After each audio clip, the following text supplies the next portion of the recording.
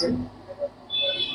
আপনি জেলার সহসভাপতি, আপনার জেলার ডেভেলপমেন্টের জন্য আপনার এমপির কাছ থেকে যখন তাকে শুভেচ্ছা জানাতে গেছেন, আপনার প্রধান দাবি কি ছিল? আপনার জেলা ডেভেলপমেন্টের জন্য কি কি আপনার দরকার, কি চাইলেন? বাঁকুড়া সাংগঠনিক জেলার সভাপতি মাননীয় অরূপ চক্রবর্তী মহাশয় বলছেন আমাদের সাংসদ হিসেবে ক্যান্ডিডেট ছিলেন, লোকসভাতে ক্যান্ডিডেট ছিলেন এবং একটা ভালো মার্জিনে এবার জয়লাভ করেছে এবং আমরা আমার বাড়ির প্রতিবেশীও বলতে পারেন তিনি, এবং তাকে আমরা বিভিন্ন ক্ষেত্রে আমরা দেখেছি। এর আগে আমরা জেলা পরিষদের সভাধিপতি ছিলেন, সাফল্যের সঙ্গে কাজ করেছিলেন, এমএলএ তালডাঙ্গা হিসেবে কাজ করেছেন, দক্ষ সাংগঠনিক এবং প্রশাসনিক একজন ব্যক্তি, এবং তিনি গোটা বাঁকুড়া জেলাটাকে নিজের হাতের তালুর মতন চেনেন। অর্থাৎ বাঁকুড়া জেলার যে মূল সমস্যাগুলো আছে সেই সমস্যাগুলো সম্বন্ধে উনি অবহিত। তবুও ওনাকে আমরা, যেহেতু উনি জেলার সভাধিপতি 5 বছর ছিলেন, অর্থাৎ গোটা বাঁকুড়া জেলার 22টা ব্লক এবং 3টে মিউনিসিপ্যালিটি উনি কিন্তু খুব ভালো করেই জানেন। এবং আমরা যেটা মূল বলেছিলাম যে বাঁকুড়া জেলার মূল যেটা সমস্যা বাঁকুড়ার এই বাঁকুড়া লোকসভা কেন্দ্রের, সেটা হচ্ছে বাঁকুড়ায় মূল জায়গা হচ্ছে চাষবাস, মানে পানীয় জল এবং সেচের জল, এই দুটোর একটা ভীষণ অভাব আছে। অথচ বাঁকুড়ার ওপর দিয়ে কিন্তু কয়েকটা নদী পেরিয়ে গেছে।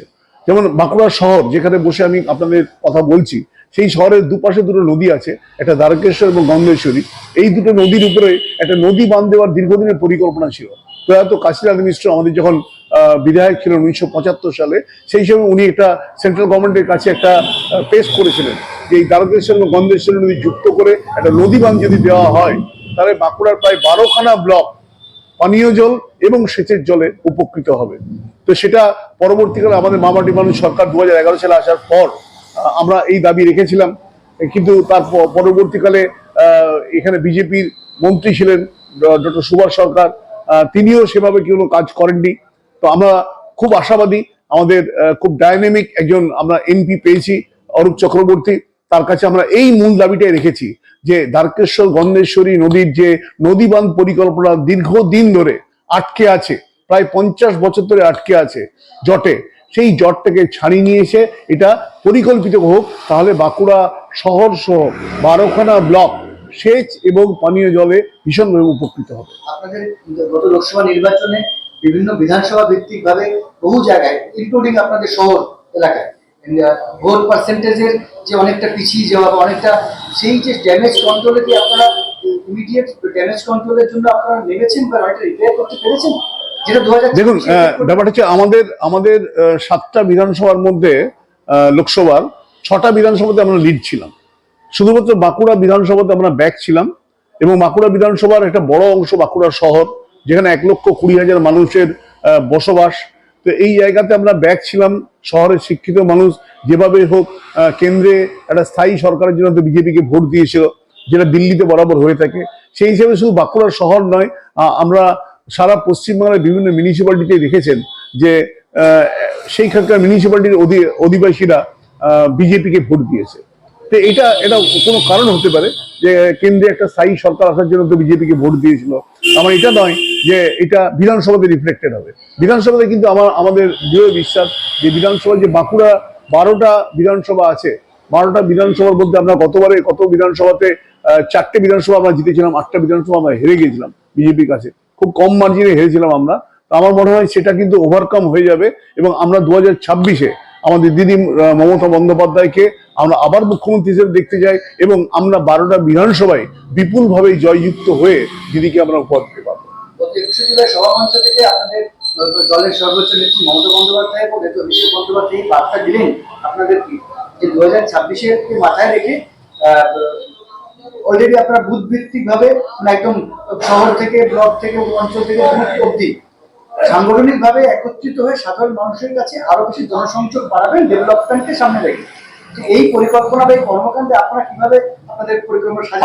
আমরা 21শে জুলাইয়ে আমাদের সকলের প্রিয় দিদি, শ্রদ্ধেয় মুখ্যমন্ত্রী এবং আমাদের সর্বভারতীয় সাধারণ সম্পাদক অভিষেক বন্দ্যোপাধ্যায় আমাদের যে বার্তা দিয়েছেন, সেই বার্তা অনুযায়ী আমরা বাঁকুড়া জেলার সমস্ত তৃণমূল কংগ্রেসের নেতৃত্ব এবং কর্মীবৃন্দ সবাই কিন্তু একত্রিত হয়ে ঝাঁপিয়ে পড়েছি সাংগঠনিকভাবে আমরা দলকে আরো মজবুত করে এবং 2026-এ আমরা যাতে আরো ভালো রেজাল্ট করতে পারি। 2024-এ লোকসভায় আমাদের যেটুকু আমাদের ড্যামেজ হয়েছে, যে যে জায়গাতে, যে যে বুথে, যে যে অঞ্চলে, যে যে ব্লকে আমাদের ড্যামেজ হয়েছে, সেই ড্যামেজ কন্ট্রোলের অলরেডি আমাদের পরিকল্পনা করা হয়ে গেছে এবং সেই অনুযায়ী আমাদের কিন্তু প্রতিটি জায়গায় কাজ চলছে।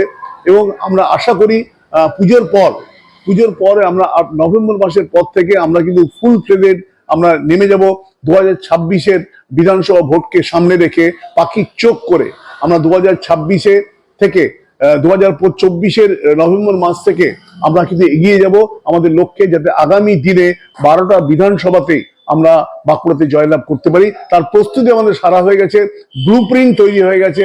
শুধু অপেক্ষা আমাদের সামনের যে বড় উৎসব দুর্গাপুজো, সেই দুর্গাপুজোর পরেই আমাদের কর্মীরা ঝাঁপিয়ে পড়বে প্রতিটা গ্রামে, প্রতিটা বাড়ি, প্রতিটা গ্রামে বুথে গিয়ে এই সংগঠনকে আরো মজবুত করতে এবং জনসংযোগ বাড়িয়ে যেটুকু আমাদের ড্যামেজ হয়েছে সেই ড্যামেজটা আমরা মিটিয়ে নিতে পারবো, এইটুকু আশা এবং বিশ্বাস আমরা রাখি। যদি আমরা মাথায় রাখি যে লাস্ট 3টে নির্বাচন, ধরা যাক গত লোকসভা, বিধানসভা, পঞ্চায়েত, 3টে নির্বাচনে আপনাদের সর্বভারতীয় সাধারণ সম্পাদক অভিষেক বন্দ্যোপাধ্যায় নির্বাচনী স্ট্র্যাটেজির উপর নির্ভর করে আপনারা যেভাবে সফলতা পেয়েছেন, 2026-ও কি আপনারা সেই স্ট্র্যাটেজির উপর বসা রাখতে চাইছেন?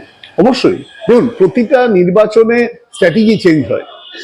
2019-এ আমরা যে নির্বাচন করেছিলাম, 2021-এ যে নির্বাচন করেছিলাম, 2024-এর নির্বাচন যে করেছি, বা 2026 যে নির্বাচন করব, স্ট্র্যাটেজি তো অবশ্যই বদলাবে। এবং সেটা তো অবশ্যই আমাদের দলের সর্বভারতীয় সাধারণ সম্পাদক অভিষেক বন্দ্যোপাধ্যায় যেরকম নির্দেশ দেবে, যেভাবে আমাদের চলতে বলবে এবং যে স্ট্র্যাটেজি দেবে, সেই অনুযায়ী আমরা এগিয়ে যাব। এবং আমরা দেখেছি প্রত্যেকটা নির্বাচনে যেভাবে ওনারা পরিকল্পনা করে দেয় এবং সেটা বাস্তবায়িত করে আমাদের কাজ। আমাদের জেলার যারা নেতৃত্ব আছে তাদের মূল কাজ হচ্ছে যে মূল পরিকল্পনাটা যে রাজ্য থেকে হয়ে আসে সেইটাকে বাস্তবায়িত করে সফলতার দিকে এগিয়ে যাওয়া। এবং যেটুকুন আমাদের বার্তা দিয়েছেন, যেটুকুন আমাদের গাইডলাইন দিয়েছেন, সেই অনুযায়ী গেলে আমরা অবশ্যই সফলতা পাবো। আপনি জেলা নেতৃত্ব হিসাবে আপনার জেলার সাধারণ মানুষদের উদ্দেশ্যে কি বার্তা দেবেন?